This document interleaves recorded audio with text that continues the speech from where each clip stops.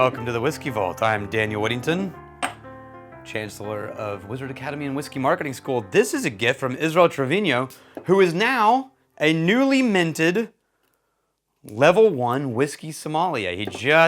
I've known Israel now for, maybe 8 years, 5 years. Like, we go way back in the tribe community and the Crowded Barrel. And it was really fun to see him in the Whiskey Sommelier program. And he brought this Whiskey Row Series, Old Forester 1924. I don't know. Now, I love Old Forester. It's got this sort of nutty, banana bready kind of direction note for me that I like Old Forester. And so I'm probably going to like this. Now, they did this as a special release. It's 10 years old, and it was to honor the fact that during Prohibition, they were one of the only people that had a license to produce whiskey, and they bought up whiskey barrels from producers who didn't have a license to make whiskey and mixed them together to release Old Forester. So it had a completely different mash bill and creation. And so this one evidently has a unique mash bill from the Old Forester collection. 79 corn, 11 rye, 10 malted barley. And that's all I know about it. It's 100 proof. I think it's on the 100th anniversary, by the way, of the year of 1920. This came out last year, of the year when Brown bought up barrels from other people. I really wish, and this is wishful thinking when it comes to large brands, but one can wish. I really wish that they had actually blended the way that he blended back then. So if you go read the history that even they talk about on the website, he bought up barrels from other bourbon distillers to blend in and release his stuff.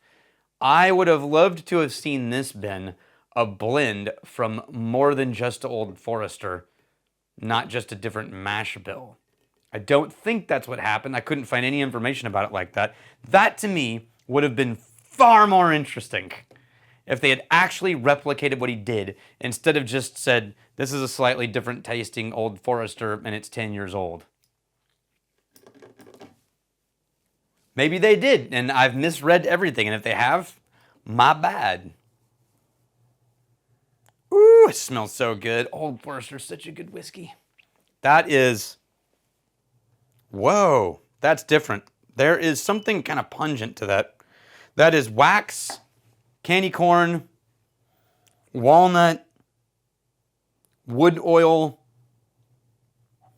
bread, like sweet bread, deep caramel.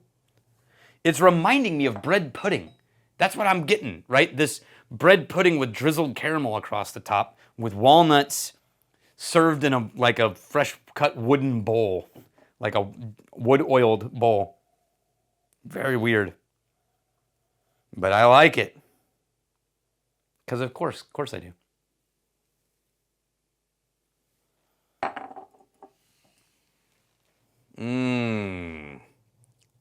There's an almost roasted banana note that's just floating across the top like a, what is it? Bananas Foster. Is that what it is? The cooked down over ice cream, Bananas Foster. And then served over walnut bread, a walnut banana bread. Coming back, the nose is more waxy, more wood oil than it was before I took a sip. This is dense, man. I'm going to need to add water to this. Just to see what it's going to be. Oh, I love that palate. From the nose, you would think that it's going to be super tannic because all the woody oil notes are in the nose. But then you take a sip, and it's not as tannic as you would think for a 10-year-old bourbon or even for the nose. It comes across as way more as like a dry sweetbread. It's a little astringent, but not puckering and not like, oh, woody, oaky. Still lingering sweetness and spice is what I get. This is nice. I'm gonna add a little water, even though I'm a little worried it's gonna ruin it. But we're gonna do it anyway. Because we live dangerously. Hey, put it in the comments here. This is the kind of episode where I'm not like giving a talk about something, where I could absolutely bring back answering questions from the YouTube channel on the show. We used to do that all the time. And all I've been doing is replying in the comments and talking to you in the comments, but I've not read it on the channel.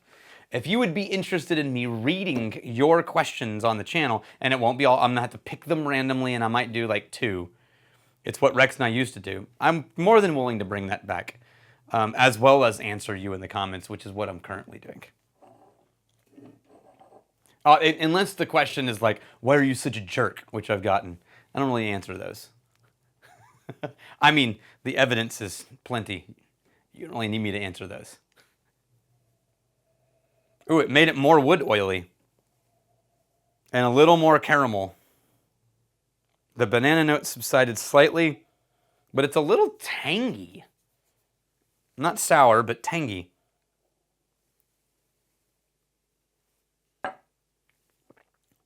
Whoa! Oh, it got really dry. No. Oh, it got coppery. That was weird. It got so dry that my tongue just went shoop, and then I have an aftertaste of copper, like a copper penny.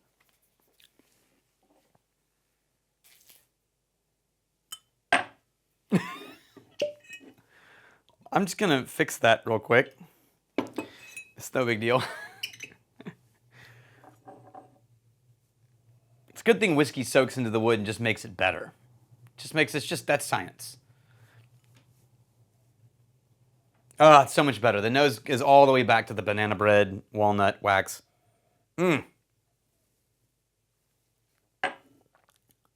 Oh, yeah, okay. Keep it at the proof it's at. 100 is the right spot. Israel, thank you so much. You are a kind and generous soul. I appreciate you. And to the rest of you, I hope you liked Hidden Drams, where I drink something you may or may not be able to get. And I'm really glad you're here. Cheers. If you would like me to read more comments on the channel, liking and subscribing will help you know when I'm releasing things and let you know when you can add a comment that you think is worth it to the channel. So like and subscribe.